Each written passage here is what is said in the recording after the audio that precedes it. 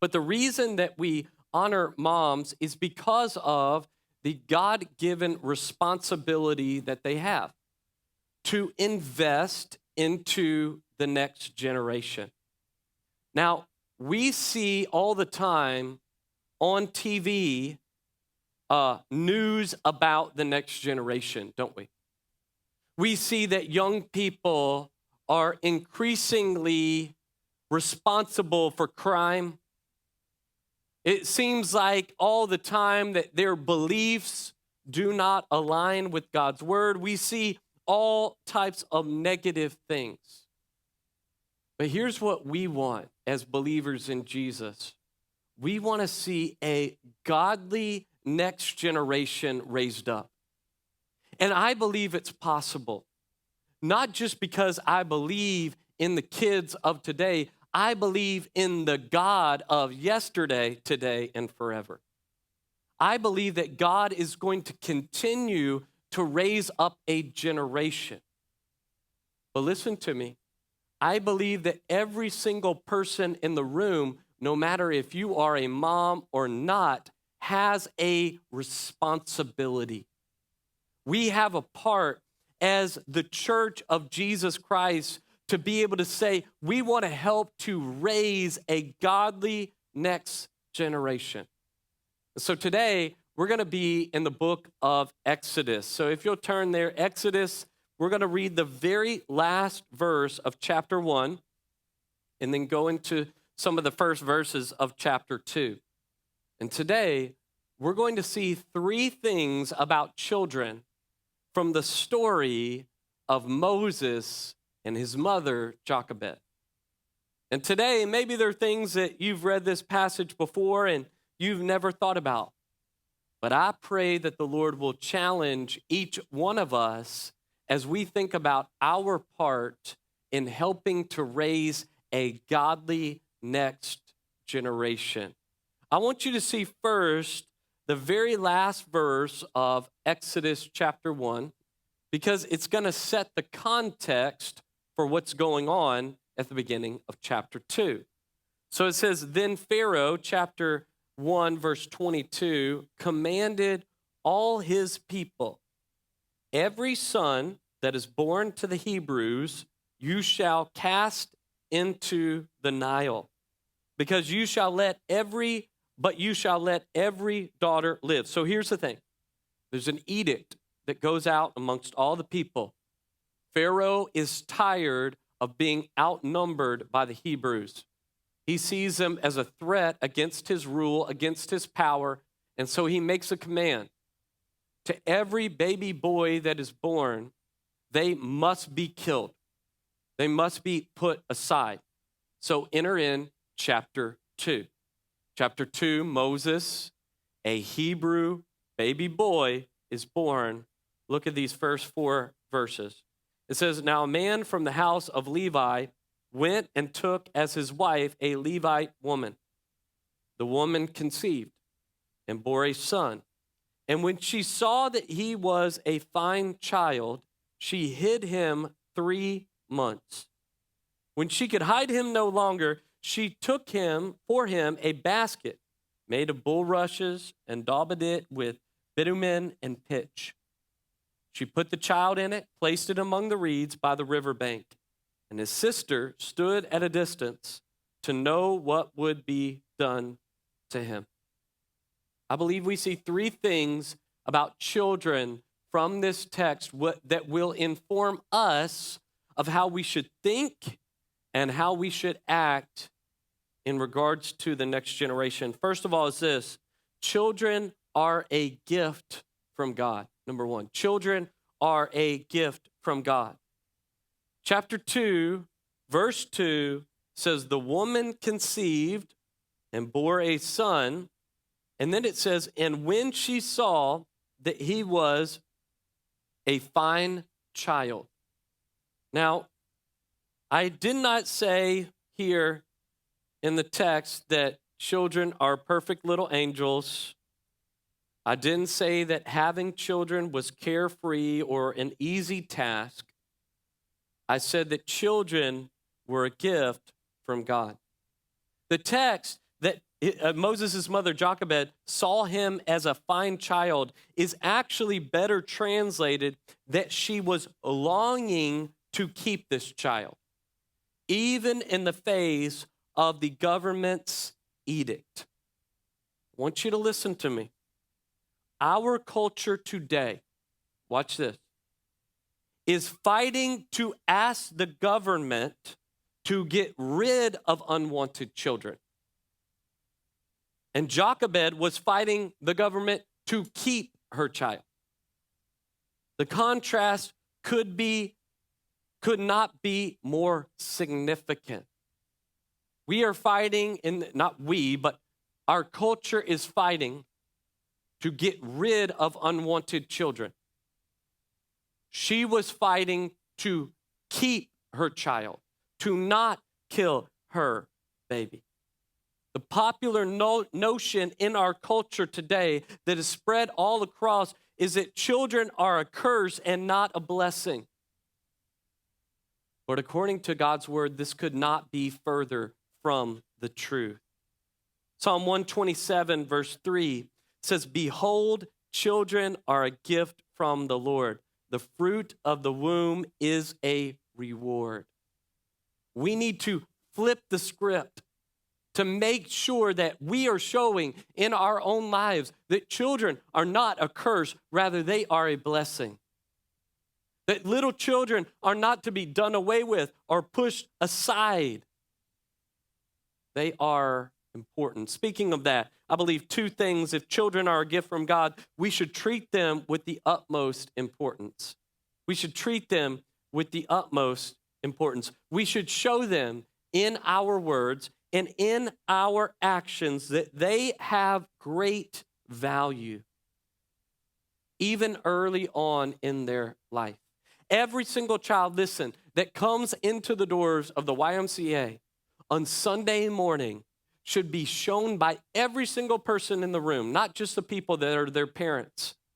Every single person that they are valuable, that they are important. Why? Because Jesus said they're important. Look at Matthew chapter 26, verse 13. It says, "Then children were brought to him that he might lay his hands on them and pray. And the disciples rebuked the people. But Jesus said, 'Let the little children come to me. Do not hinder them, for to such belongs the kingdom of heaven.' And he laid his hands on them and went away." Listen to me. I want to make sure that you understand this. If you do not set the standard of value early on in the life of children, someone else will come along and will dampen their value. Someone else will. You know, my son, he's 9 years old, and he was playing a baseball game just last week. And in the baseball game, their team was doing well. They were doing well. But then something shifted, something happened. When they would get up to bat, there was a catcher right behind them, and the catcher started talking to them as they were having their at-bat. And what the catcher was saying was this. He started trash talking. He said, "You are a loser. You can't hit the ball. You're going to have another strike. You're not going to be able to do this." And so the first batter, he comes back to the dugout. I'm in the dugout. He says, "Hey, that catcher is talking. He's saying some things." So what are you talking about? He's saying some things to us. He's saying that we can't hit the ball. And guess what? That guy struck out. Next batter comes up. Swing and a miss. Strike three. You're out. Starts coming back to the dugout. "Hey, that catcher started talking about us." The whole dugout, the whole team was saying, "Hey, the catcher is saying some of these things. He's saying that we can't do it." And guess what? Because of the distraction of that catcher, they ended up losing the game. Don't tell me that someone's words in the life of a young person can't have significant impact on the way that they view the world and on what they do in life. That's a silly example, but all of you who are adults have experienced it at some point in your life where someone said something to you that's not encouraging. Someone said something to you that called you a failure, that pointed out all the things that you don't reach the standard on. And think about this. If we don't show them their value early on in life, someone will come along and they will dampen their value, and that could forever impact their life. Words have power. Jesus said when the children were coming to him, his disciples were like, no, this is a distraction. The children are a distraction. The children should not have access to you, Jesus. Only the most important people. I mean, you're doing miracles. You're teaching like no one else did. And he said, no, stop. Let these children come to me. I care about them. I want them to see that they have the utmost importance in life. If we believe that children are a gift from God, we should also look for opportunities to invest into the next generation. You see, this message today doesn't just apply to those in the room that have little kids running around your home. It applies to each one of us, because this is the truth. There are so many kids today that are growing up inside of homes that do not have Jesus anywhere around them. Children that are going through unimaginable difficulty.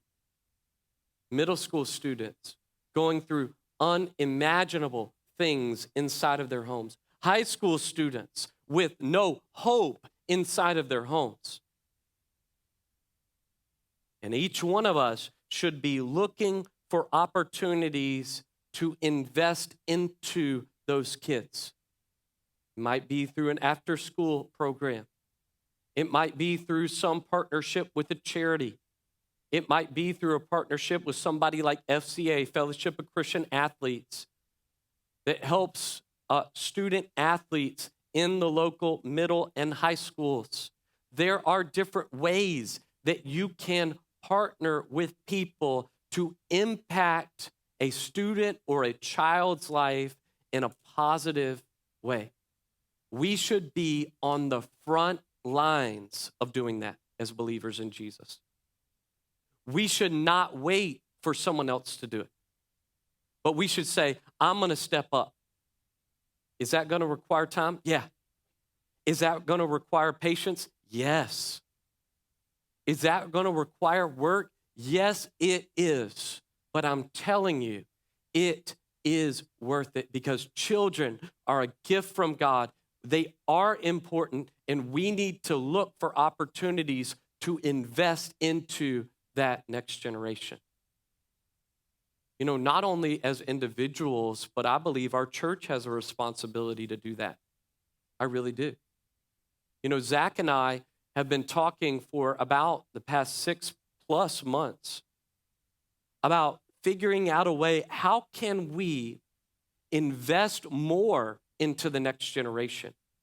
Not just into the lives of children and teenagers, but how can we invest into the lives of their parents as well? And so I'm excited to tell you today that we're going to take another step towards doing that in our church starting in about 2 weeks. Because Kinsey Monroe is going to start in a part-time role on our staff team, and her role is going to be reaching out to kids and their families. And the whole idea is this: we want to make a greater investment into the lives of children in our community. Now, we realize we can't do it all, right? We can't do everything, but we believe very strongly that we should be always taking steps forward. And one of the ways that we do that every single year is we host what we call Kids Camp at Newberg.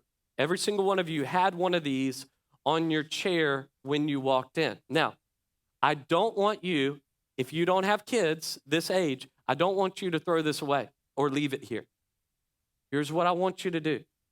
I want you to take this with you and find a family or someone else that you can give this to invite to be a part of this week. It's a 4-day event, 3 hours in the afternoon each day, Monday through Thursday. And listen, we've got 5 different stations. We got a music station, just like Zach. He did the whole motions up here. We're teaching them Christian worship songs that they can take back home. We're teaching them practical Bible stories that they can easily understand. We're going to have outside, they'll have blow-ups. We'll do bouncy houses. We'll have snacks. We'll have all kinds of fun things out there for kids to do. Why? Because we want to invest into the next generation as a church. And so we want you to do 2 things in that. Number 1 is you can sign your kids up. There's a link right in here where today you can sign your kids up. Just follow that QR code or the website, and you can sign your kids up today. Or you can give this to someone and say, hey, my church is putting this on at the YMCA. It's going to be amazing. You need to go and listen. It's free. There's no cost, okay?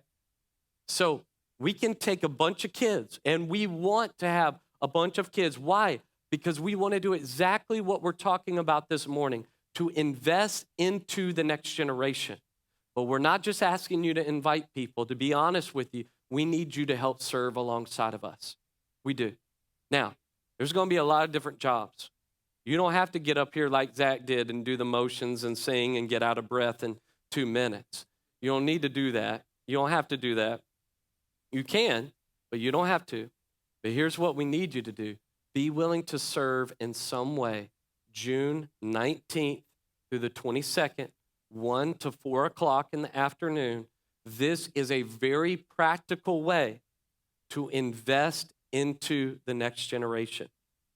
I just want you to be clear. Like, I'm not just saying things from the stage and then hoping that everybody figures them out somehow.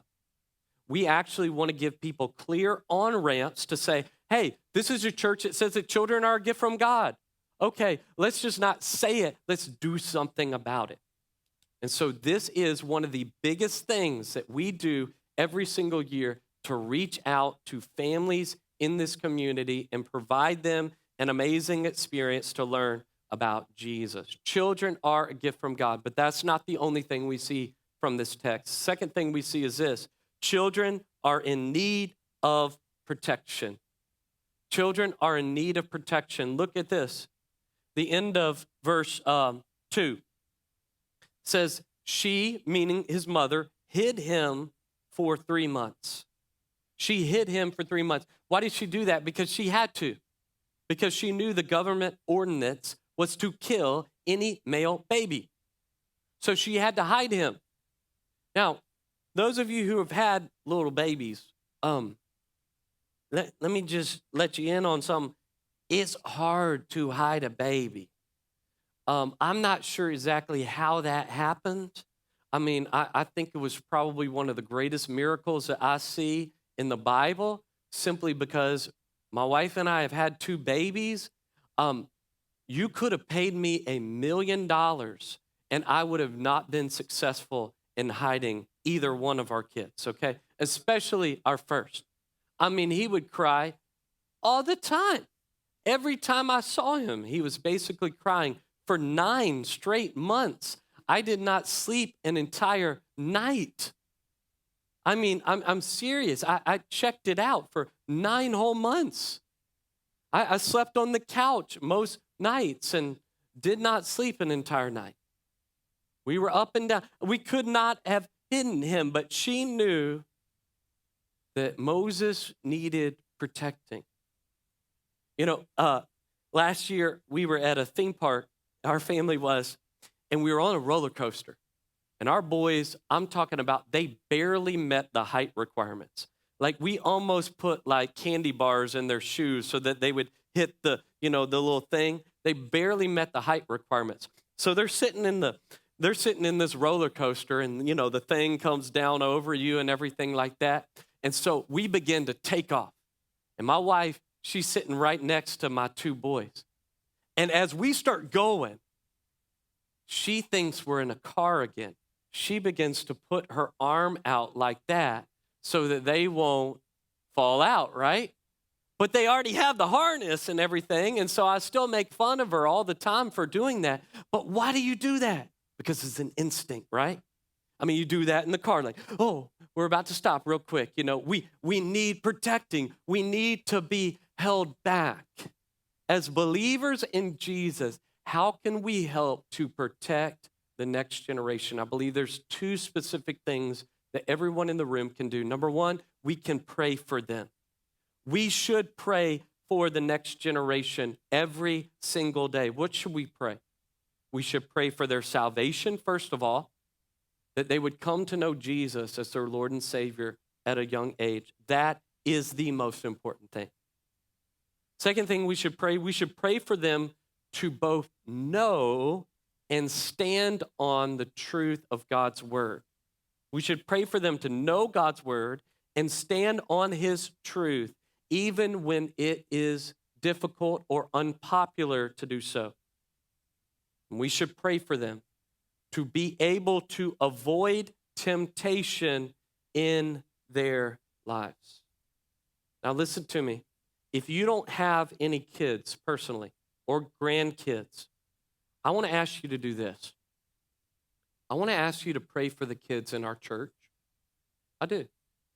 I mean, you're connected to the church, so why wouldn't you begin to pray for the children in our church? Every single day, they are facing things that I never had to face.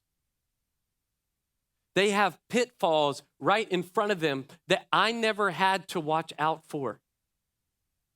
We need to be an army of prayer warriors covering these young kids with the protection of Jesus.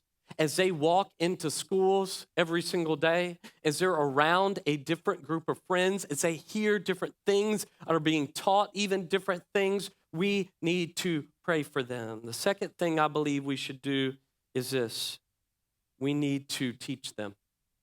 Pray for them, absolutely, but we also need to teach them. I believe that part of teaching is warning them. Warning them.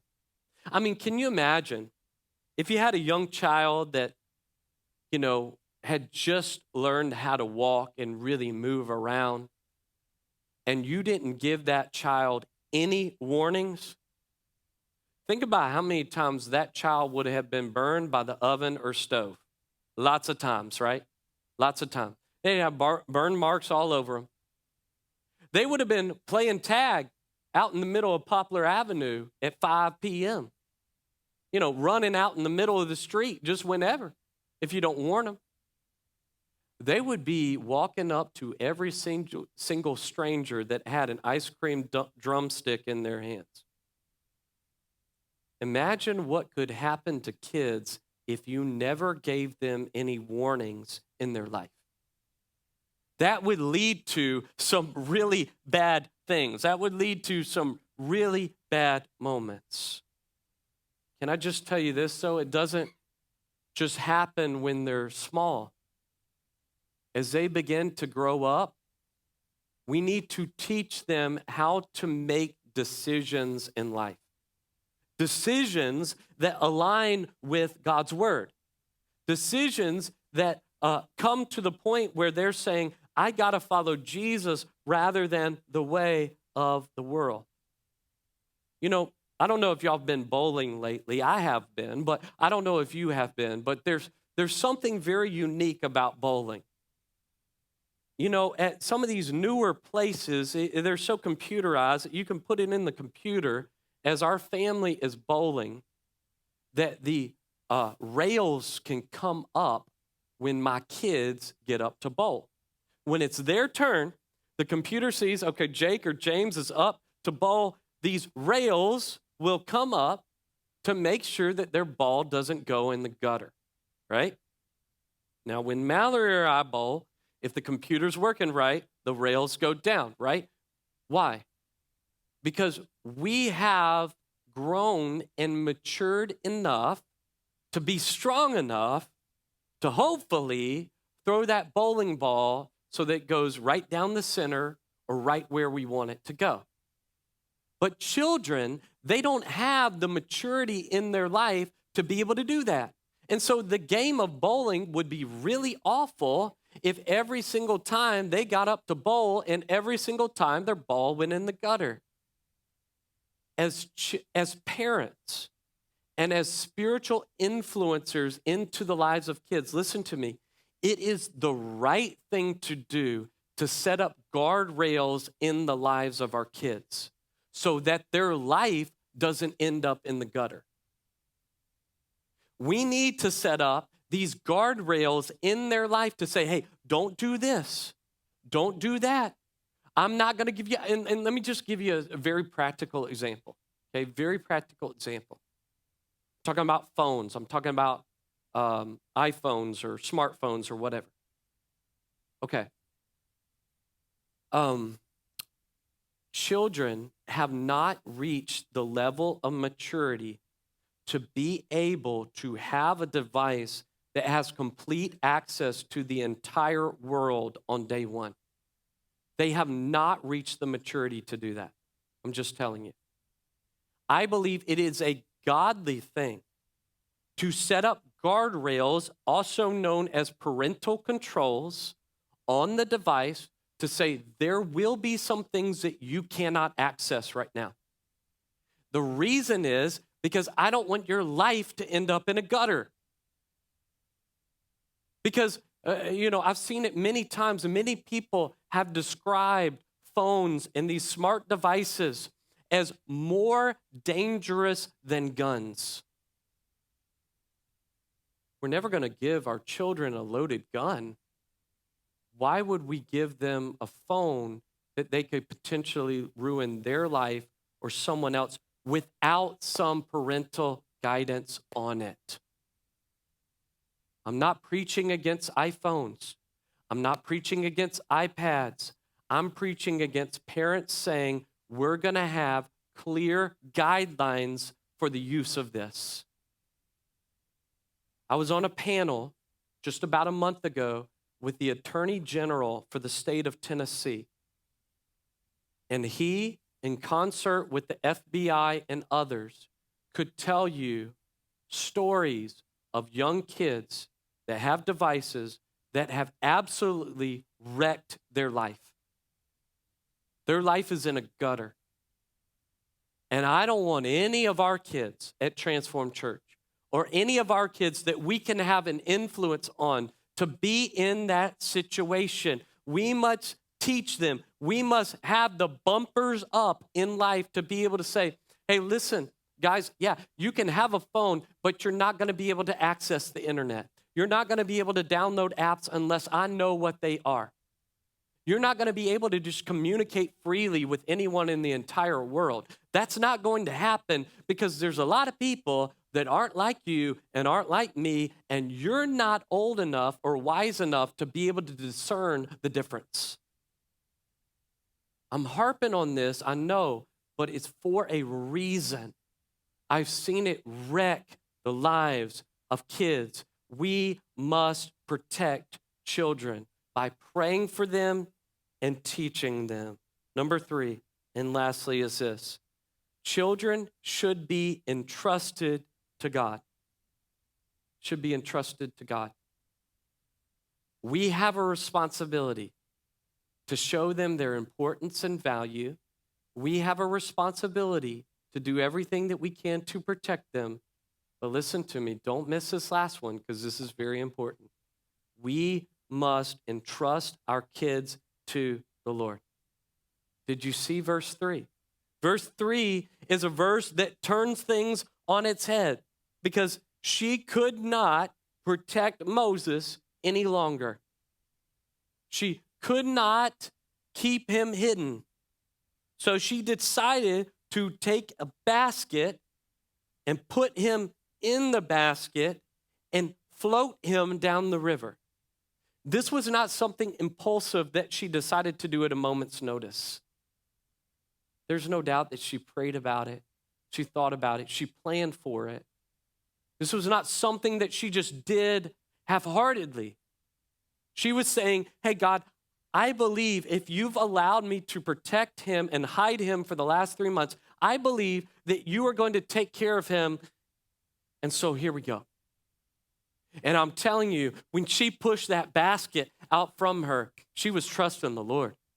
I'm telling you, she was trusting the Lord more than any of us have ever even experienced or thought about. She had full, complete trust that God was going to do something in the life of her son. Parenting takes a lot of blood, sweat, and tears, but there should be a greater measure of trust in our life. I want you to see this. The word for basket in verse 3, it's only used one other time in the Old Testament, the Hebrew word. The only other time it's used is when it describes the ark that Noah built. The ark that Noah built that would ultimately keep Noah and his whole family safe from the waters that were going to engulf the entire planet. That's the only other time we see this word used. And so just as Noah was trusting in the Lord to save his whole family with an ark, so Jochebed had to trust that this little small ark, this basket that she had made, was going to protect her son from any harm that could come on him in the river. You know, because we believe so strongly that children should be entrusted to the Lord, we do something special at Transformed Church. We've done it several times now in the last two and a half years. We call it parent-child dedication. And what we do is we have parents that come up and they confess before all of you that they are dedicating their children to the Lord, that they are entrusting the life of their kids into the Lord. We don't do it to have a photo op or to say that we're doing this fun tradition. We do it because we believe that children should be entrusted to God. And that is a commitment to say we are entrusting our kids to God. Because here's the thing. As we raise our kids today, 9 and 6 years old, there's going to be a time where we take them to college and we get in the car and we leave them there, right? There's a time. And my mom's in the room. She cried all the way home when that happened with me. She didn't want to leave. That's a moment you entrust them. Say, I got to entrust them. Doesn't mean that you can't speak truth into their life. Doesn't mean that your job is done. It just means that, hey, you've raised them. You've invested into them. You got to entrust them to the Lord. You can't be a helicopter parent that's always hovering over them. That's impossible to do. We have a responsibility to say we are going to entrust the next generation to the Lord. So this morning, simply this, I want you to know this. As we think about children today, they're a gift from God. They're in need of protection, and they should be entrusted to God. If we want to see a godly generation raised up, this is the basis that we have to live upon as we think about the lives of these children and these young people. We can do this. We must do this. This is the role that God has given us.